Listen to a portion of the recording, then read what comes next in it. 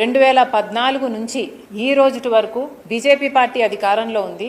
ఆ రోజు నుంచి ఈ రోజుటి వరకు బీజేపీ పార్టీ ఆంధ్ర రాష్ట్ర ప్రజలకు వెన్నుపోటు పొడుస్తూనే ఉంది. ప్రత్యేక హోదా ఆంధ్ర రాష్ట్రానికి అతి ముఖ్యమైన ఇష్యూ. మోడీ గారు ప్రధానమంత్రి కాకముందు 2014లో మోడీ గారు చెప్పిన మాట, విభజిత ఆంధ్ర రాష్ట్ర అభివృద్ధి బాధ్యత నాది అన్నారు. ప్రత్యేక హోదా 5 సంవత్సరాలు సరిపోదు, 10 సంవత్సరాలు ఇస్తాము అన్నారు. ఇలాంటివి ఎన్నో పెద్ద పెద్ద మాటలు. ఢిల్లీని తలపించే రాజధాని కడతామని అన్నారు.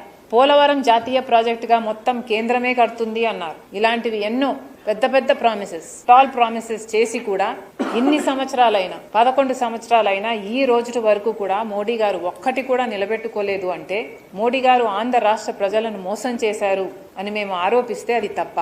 మోడీ కేడీ అంటే తప్ప.